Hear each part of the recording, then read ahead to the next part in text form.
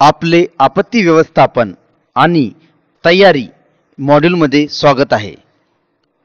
या मॉड्यूलच्या शेवटी आपण हे करू शकाल: आपत्ती समजावणे, आपत्तींसाठी तयार राहण्याचे महत्त्व स्पष्ट करणे, विभिन्न प्रकारच्या आपत्तींची यादी तयार करणे, आपत्ती व्यवस्थापन कायदा 2005 आणि त्यातील स्थापनांची रूपरेषा मांडणे, राष्ट्रीय आपत्ती व्यवस्थापन धोरण समजावणे, आपत्ती सज्जतेचे महत्त्व ओळखणे, निर्वासन व बचाव तंत्र ओळखणे आणि आपत्तीमध्ये स्वयंसेवकाची भूमिका समजावणे. चला आपण आपत्ती म्हणजे काय हे समजून घेण्यास सुरुवात करूया. संयुक्त राष्ट्राच्या म्हणण्यानुसार आपत्ती म्हणजे समाजाच्या किंवा समुदायाच्या कामकाजातील मोठा अडथळा जो स्थानिक संसाधनांपलीकडे व्यापक परिणाम करतो. आपत्ती व्यवस्थापन म्हणजे आपण आपत्तीमुळे होणारे मानवी, भौतिक, आर्थिक किंवा पर्यावरणीय परिणाम कसे हाताळतो, आपत्तीची तयारी, प्रतिसाद देणे आणि त्यापासून शिकण्याची प्रक्रिया. आपत्ती व्यवस्थापनाच्या घटकांमध्ये समाविष्ट आहे सज्जता, संभाव्य आपत्तीसाठी नियोजन, प्रशिक्षण आणि संसाधन वाटपाद्वारे तयारी करणे. प्रतिसाद, आपत्ती दरम्यान जीव वाचवणे आणि नुकसान कमी करण्यासाठी तत्काळ उपाययोजना. पुनर्बांधणी, आपत्तीनंतर प्रभावित समुदायाला पुन्हा उभे करणे आणि पुनर्संचयित करणे. कमी करणे, संभाव्य धोक्याचा परिणाम कमी करण्यासाठी किंवा उपाययोजना आणि रणनीती. आपत्ती नैसर्गिक किंवा मानवनिर्मित असू शकते आणि त्याचा परिणाम दुर्बल समुदायांवर होतो. आपत्ती व्यवस्थापनाचे ध्येय म्हणजे आपत्तीचा परिणाम कमी करणे होय. आता आपण आपत्ती म्हणजे काय हे शिकले आहोत, तर आता आपत्ती सज्जता म्हणजे तयारीचे महत्त्वाची का आहे ते समजून घेऊया. आपत्ती तयारी नसलेल्या समुदायाचे मोठे नुकसान करू शकते. आपत्ती क्वचित घडल्यामुळे त्याची तातडीची गरज कमी असल्याचे समजले जाते आणि त्यामुळे तयारी केली जात नाही. तथापि धोका कमी करणे आवश्यक आहे. यासाठी सतत सज्जता आवश्यक असते. समुदाय आधारित नियोजनाद्वारे आपत्तीनंतरच्या धोक्यांचा सामना करता येतो. व्यक्ती आणि गट यांना संसाधने वापरून परिणाम कमी करण्यास आणि व्यवस्थापित करण्यास क्षमता वाढवता येते. खाजगी क्षेत्र, शाळा, स्वयंसेवक आणि संघटनांमध्ये व्यापक समन्वय महत्त्वाचा असतो. प्रशिक्षित व्यक्ती तत्काळ संसाधन म्हणून वापरल्या जातात.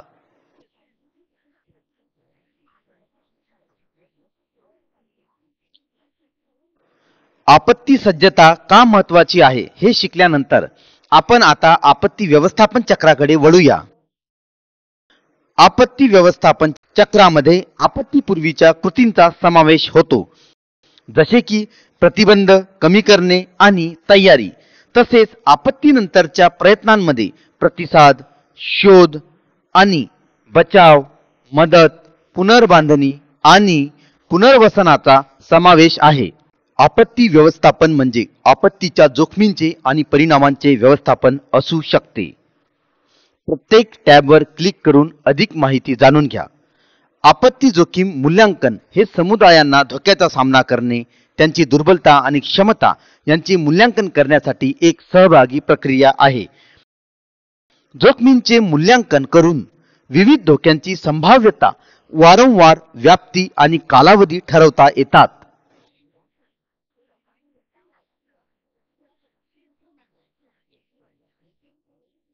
परिणाम मूल्यांकन नैसर्गिक, भौगोलिक, आर्थिक, सामाजिक, राजकीय आणि मानसिक घटकांचा विचार करते, ज्यामुळे धोक्यांशी संबंधित असलेल्या दुर्बलतेत भर पडते. मूल्यांकनाचे उद्दिष्ट म्हणजे आपत्तीमुळे निर्माण होणारे धोके शोधणे आणि त्यांचा आधार घेऊन जोखीम कमी करण्याची योजना बनवणे.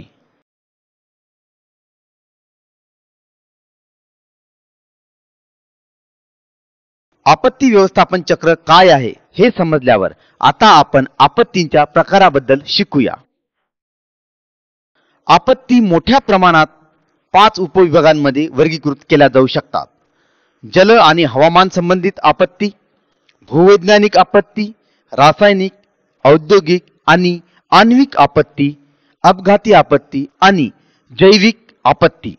प्रत्येक श्रेणीबद्दल अधिक जाणून घेण्यासाठी क्लिक करा. पूर, भूस्खलन, वादळे, उष्णतेच्या लाटा, वन्य आग, तीव्र थंडी, दुष्काळ आणि पाण्याबरोबर येणारे रोग हे काही आपत्ती आहेत ज्या जल किंवा हवामानातील बदलांमुळे किंवा प्राकृतिक आपत्तींमुळे उद्भवतात. भूवैज्ञानिक आपत्ती म्हणजे नैसर्गिक भूवैज्ञानिक प्रक्रिया ज्यामुळे आपल्यावर विपरीत परिणाम होतात, जसे की जीवितहानी किंवा आर्थिक नुकसान होणे. भूस्खलन, मातीचे प्रवाह, भूकंप, धरण फुटणे, खाणीत लागलेली आग इत्यादी काही भूवैज्ञानिक आपत्तींची उदाहरणे आहेत.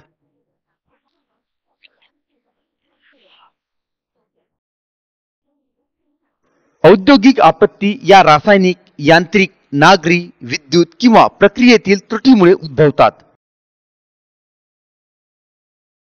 तर आण्विक आपत्ती म्हणजेच अणुऊर्जा केंद्रातील अपघात ज्यामुळे मोठ्या प्रमाणावर रेडिओ ऍक्टिव्ह गॅस वातावरणात सोडले जातात.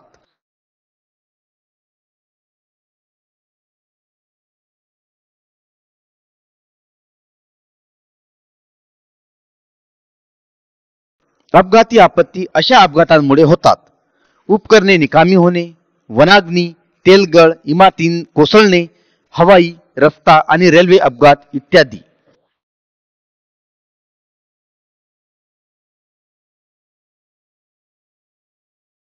जैविक आपत्ती म्हणजे सूक्ष्म जंतू जसे की बॅक्टेरिया, विषाणू किंवा विषे यामुळे मानव, प्राणी आणि वनस्पतीमध्ये मोठ्या प्रमाणावर रोग, अपंगत्व किंवा मृत्यू होतात. उदाहरणे आहेत: 1986 साली मुंबईतील ब्युबॉनिक प्लेग आणि 2019 चा कोविड-19 महामारी.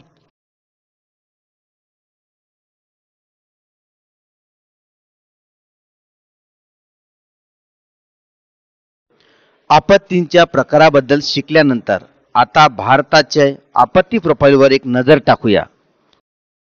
58.6% भूभाग हा मध्यम ते उच्च तीव्रतेच्या भूकंपांना प्रवण आहे. 68% शेतीयोग्य क्षेत्र दुष्काळाला संवेदनशील आहे. 40 दशलक्ष हेक्टर म्हणजेच 12% जमीन पूर आणि नदीच्या अपरदनासाठी प्रवण आहे. 7,516 किलोमीटर लांबीच्या किनारपट्टीपैकी जवळपास 5,700 किलोमीटर सायक्लॉन आणि सुनामीसाठी प्रवण आहे. आता भारतात घडलेल्या काही प्रमुख आपत्तींच्या इतिहासावर नजर टाकूया.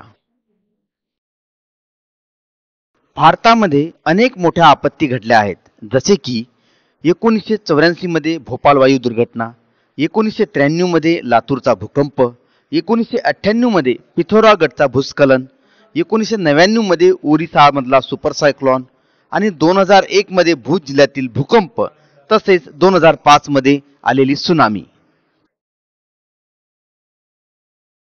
या आपत्तींच्या दरम्यान आपला प्रयत्न केवळ मदत पोहोचण्यावर केंद्रित होता. प्रतिक्रिया व्यवस्थित नव्हती. आपत्ती व्यवस्थापनासाठी कोणतेही संस्थात्मक पाऊल उचलले गेले नाही. आपत्ती व्यवस्थापन प्रणाली कृषी मंत्रालयाच्या अंतर्गत होती. राष्ट्रीय आपत्ती व्यवस्थापन केंद्राची स्थापना कृषी मंत्रालयाच्या अंतर्गत करण्यात आली होती, ज्याला नंतर NIDM राष्ट्रीय आपत्ती व्यवस्थापन संस्था असे नाव देण्यात आले. या प्रमुख आपत्ती आणि विशेषतः 2005च्या सुनामीनंतर भारत सरकारने आपत्ती व्यवस्थापनाला गृह मंत्रालयाच्या अंतर्गत आणले. चला आता आपण आपत्ती व्यवस्थापन अधिनियमाबद्दल सविस्तर जाणून घेऊया. आपत्ती व्यवस्थापन अधिनियम 23 डिसेंबर 2005 रोजी लागू झाला.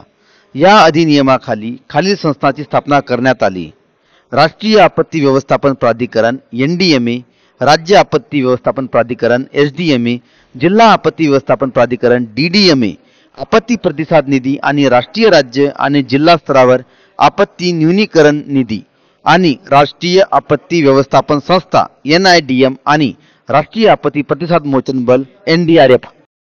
या अधिनियमात अडथळे निर्माण करणे, खोटा दावा करणे, गैरवापर यांसाठी दंडाची तरतूद आहे. भरपाई आणि मदत पोहोचवताना लिंग, जात, समुदाय, वंश किंवा धर्माच्या आधारावर कोणत्याही प्रकारचा भेदभाव होणार नाही. राष्ट्रीय आपत्ती व्यवस्थापन प्राधिकरण NDMA चे पदेन अध्यक्ष पंतप्रधान असतात, ज्यात पंतप्रधानांद्वारे नियुक्त केलेले उपाध्यक्ष आणि जास्तीत जास्त 9 सदस्य असतात. प्राधिकरण आपत्ती व्यवस्थापन क्षेत्रातील तज्ञांचा समावेश असलेली सल्लागार समिती स्थापन करू शकते.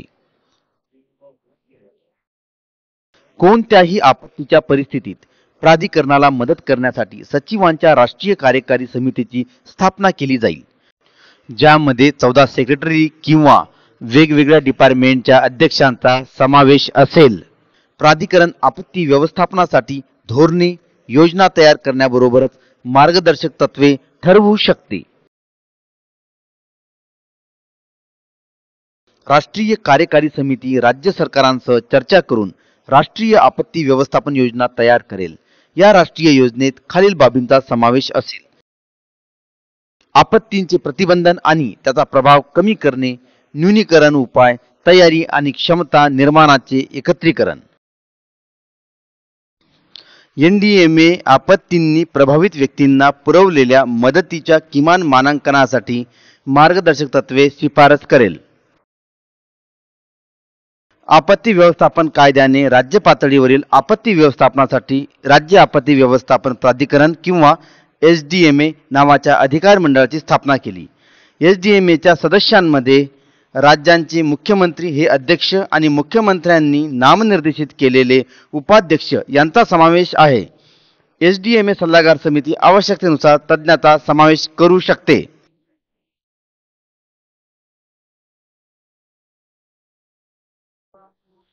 DDMAच्या रचनेसाठी कायद्याच्या कलम 25 नुसार प्रत्येक जिल्ह्यात जिल्हाधिकारी, जिल्हा कलेक्टर किंवा उपायुक्त यांना अध्यक्ष म्हणून निवडले जाते. स्थानिक प्राधिकरणाच्या निवडून आलेल्या प्रतिनिधीला सहअध्यक्ष म्हणून नियुक्त केले जाते, परंतु आदिवासी क्षेत्रामध्ये त्यास वगळले जाते. स्वायत्त जिल्हा परिषदेच्या मुख्य कार्यकारी सदस्याला सहअध्यक्ष म्हणून नियुक्त केले जाते. या प्राधिकरणाचे इतर सदस्यांमध्ये जिल्हा प्राधिकरणाचे CEO, पोलीस अधीक्षक, जिल्ह्याचे मुख्य वैद्यकीय अधिकारी आणि राज्य सरकारने नियुक्त केलेले इतर 2 जिल्हास्तरीय अधिकारी यांचा समावेश आहे. जिल्हा प्राधिकरण आपत्ती व्यवस्थापनाच्या नियोजन, समन्वय आणि अंमलबजावणीसाठी जबाबदार आहे आणि मार्गदर्शक तत्वांनुसार आपत्ती व्यवस्थापनासाठी आवश्यक ती उपाययोजना करते. जिल्हा प्राधिकरणाला जिल्ह्यातील कोणत्याही क्षेत्रात बांधकाम तपासण्याचा अधिकार आहे. सुरक्षिततेच्या मानकांचे पालन करण्यास भाग पाडण्याचा आणि जिल्हास्तरीय आपत्तीच्या वेळी मदत उपाययोजना करण्याचा अधिकार आहे.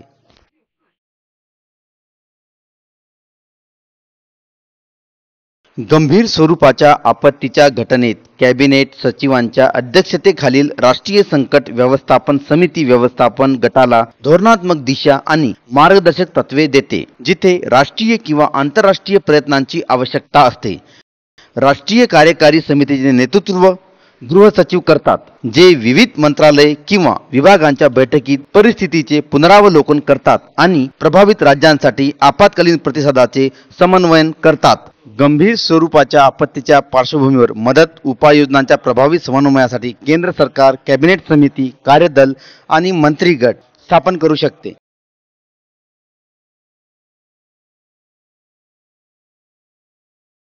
राज्य पातळीवरील संकट व्यवस्थापन समितीचे नेतृत्व मुख्य सचिव करतात, जी आपत्कालीन व्यवस्थापनासाठी जबाबदार आहे. या समितीत विविध राज्य विभागांचे संबंधित अधिकारी आणि राज्यात असलेल्या केंद्रीय संस्थांचे प्रतिनिधी असतात.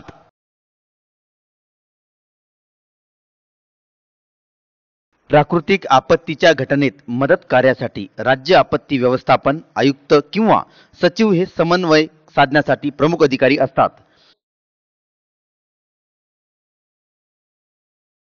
समुदाय आधारित आपत्ती जोखीम कमी करण्याच्या प्रयत्नात समुदायांना स्थानिक संसाधने आणि क्षमता प्रभावीपणे वापरण्यास मदत करणे, आपत्तीसाठी चांगल्या प्रकारे तयारी करणे आणि त्यांच्या असुरक्षिततेला कमी करण्याच्या उपाययोजना अवलंबिणे समाविष्ट आहे. हे संपूर्ण समुदायावर आपत्ती आणि अन्य आपत्कालीन परिस्थितींसाठी तयार राहण्याची जबाबदारी सोपवते, ज्याद्वारे संस्था, घरगुती मंडळी आणि व्यक्ती एकत्रितपणे कार्य करू शकतात आणि त्यांच्या समुदायाला आपत्तीच्या तोंडावर अधिक सक्षम बनवू शकतात.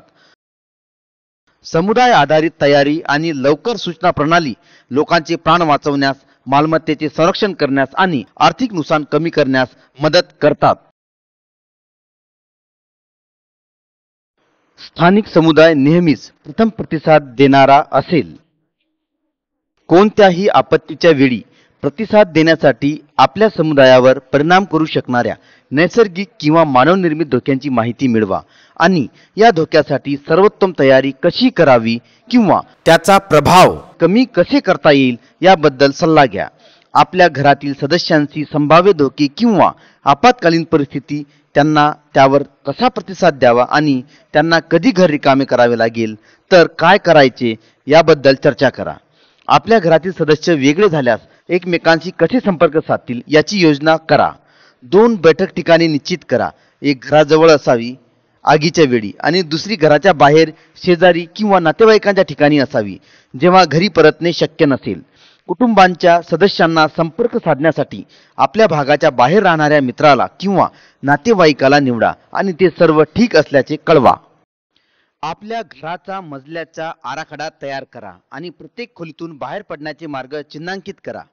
आपत्कालीन टेलिफोन क्रमांक एका ठरलेल्या ठिकाणी ठेवावेत आणि मुलांना ते कधी व कसे वापरायचे हे शिकवा. घरातील प्रत्येकाला गॅस, पाणी आणि विजेचे मुख्य स्विच कसे बंद करायचे आहे ते माहीत असावे. स्थानिक वीज आणि गॅस कंपन्यांशी संपर्क साधा जर आपल्याला काही शंका असतील तर. आपल्या योजनेत आपल्या शेजाऱ्यांचा, वृद्धांचा, अपंगांचा समावेश करा.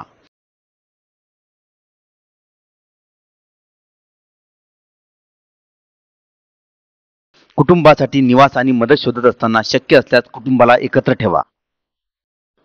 मुलांना नातेवाईक किंवा मित्राकडे ठेवण्याची इच्छा असू शकते, परंतु शक्य तितके कुटुंबाला एकत्र ठेवा आणि मुलांना कुटुंबाला पुन्हा सक्षम करण्याच्या प्रक्रियेत सहभागी करा.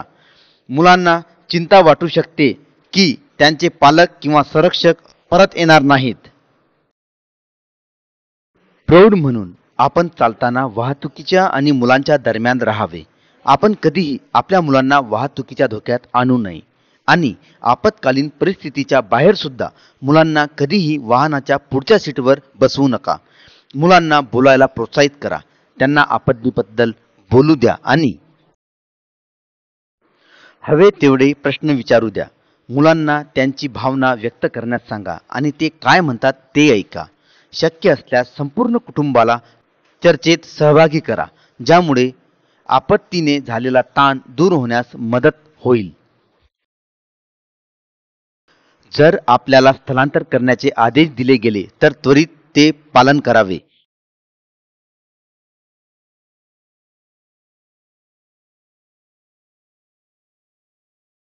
ज्या आपत्कालीन निवारा ठिकाणांची घोषणा केली आहे त्याची नोंद घ्यावी. बॅटरीवर चालणारे रेडिओ चालू ठेवा आणि दिलेल्या सूचना पाळा. जर धोका रासायनिक गळतीचा असेल आणि तुम्हाला स्थलांतर करण्याच्या सूचना दिल्या जातील तर आपल्या कुटुंबासह त्वरित तसे करा. पाणी, अन्न, कपडे, आपत्कालीन साहित्य आणि महत्त्वाचे दस्तऐवज बाहेर जाणाऱ्या ठिकाणाजवळ ठेवा. आपल्या घराला सुरक्षित करा. सर्व दरवाजे आणि खिडक्या बंद आणि लॉक करा. उपकरणांचे प्लग काढा.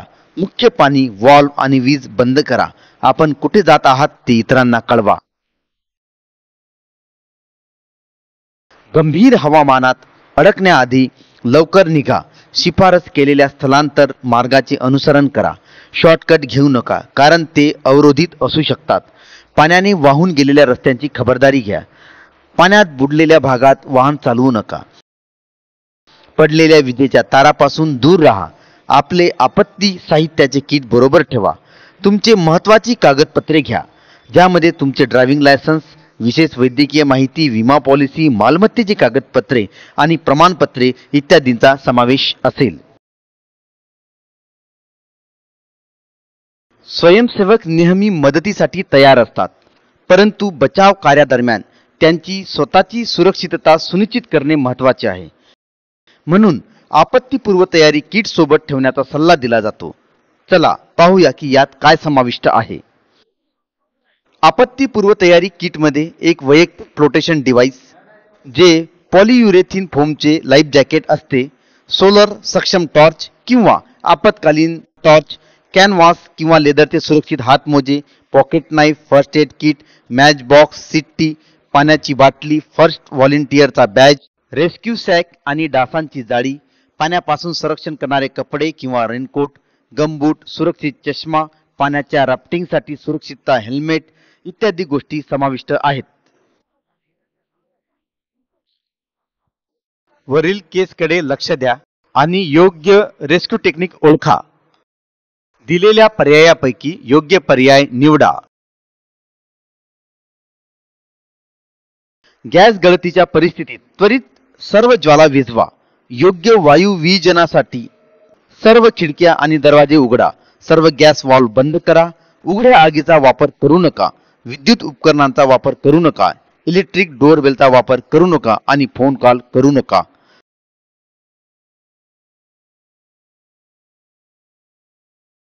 दिलेली केस काळजीपूर्वक वाचा आणि योग्य पर्याय निवडा.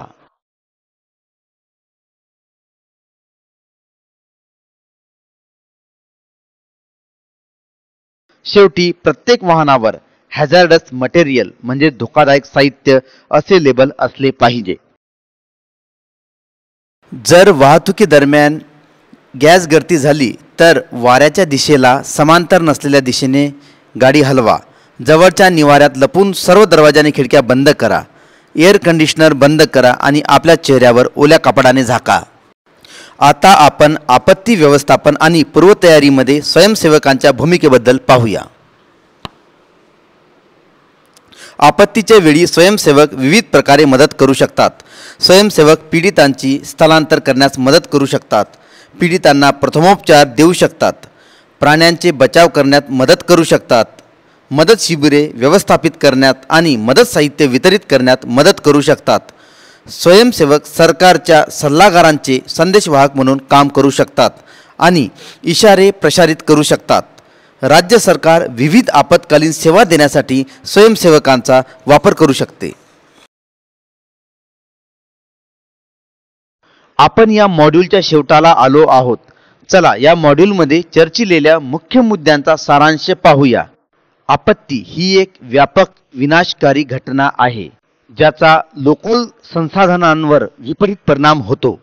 आपत्ती व्यवस्थापनात आपत्तीची तयारी, प्रतिसाद आणि त्यापासून शिकणे समाविष्ट आहे. आपत्ती व्यवस्थापन घटकांमध्ये पूर्वतयारी, प्रतिसाद आणि पुनर्प्राप्ती यांचा समावेश आहे. आपत्ती नैसर्गिक किंवा मानवनिर्मित असू शकते आणि असुरक्षित लोकसंख्येला प्रभावित करते. आपत्ती व्यवस्थापनाचा उद्देश आपत्तीच्या परिणामांना कमी करणे आहे. आपत्तींच्या प्रकारांमध्ये जलवायू संबंधित भौगोलिक, रासायनिक, औद्योगिक, आण्विक, अपघात आणि जैविक प्रकारांचा समावेश होतो. भारताच्या असुरक्षिततेच्या प्रोफाईलमध्ये भूकंप, दुष्काळ, पूर, नदीतील धूप आणि चक्रीवादळांचा समावेश आहे. आपत्ती व्यवस्थापन कायदा 2005 ने राष्ट्रीय आपत्ती व्यवस्थापन प्राधिकरण NDMA ची स्थापना केली. SDMA, DDMA, NIDM, NDRF आणि आपत्ती प्रतिसाद आणि शमनासाठी निधी हे सर्व महत्त्वाचे घटक आहेत. भारतातील विविध आपत्तींच्या असुरक्षिततेमुळे आपत्तींची पूर्वतयारी अत्यंत महत्त्वाची आणि आवश्यक आहे. आपत्ती व्यवस्थापन कायदा योग्य आपत्ती व्यवस्थापन आणि मदत वितरणात भेदभाव होऊ नये याची खात्री करतो. समुदाय आधारित आपत्ती जोखीम कमी करणे यामध्ये स्थानिक संसाधने आणि क्षमता यांचा समावेश असतो. हे समुदाय सहकार्याद्वारे लवचिकता वाढवते. पूर्वतयारीमध्ये पुरवठा गोळा करणे, संरक्षक कपडे घालणे, घरे सुरक्षित करणे आणि आपल्या स्थानाबद्दल इतरांना माहिती देणे यांचा समावेश आहे. आता तुमच्या या विषयाच्या समजाविषयी तपासणी घेण्याची वेळ आली आहे. ही एक मूल्यांकन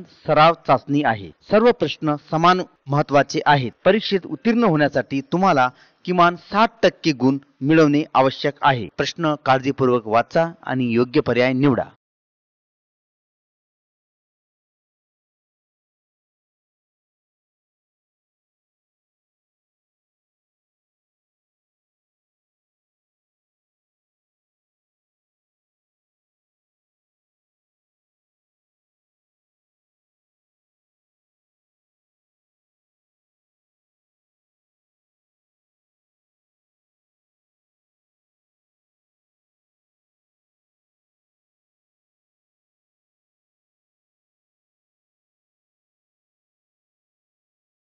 अभिनंदन.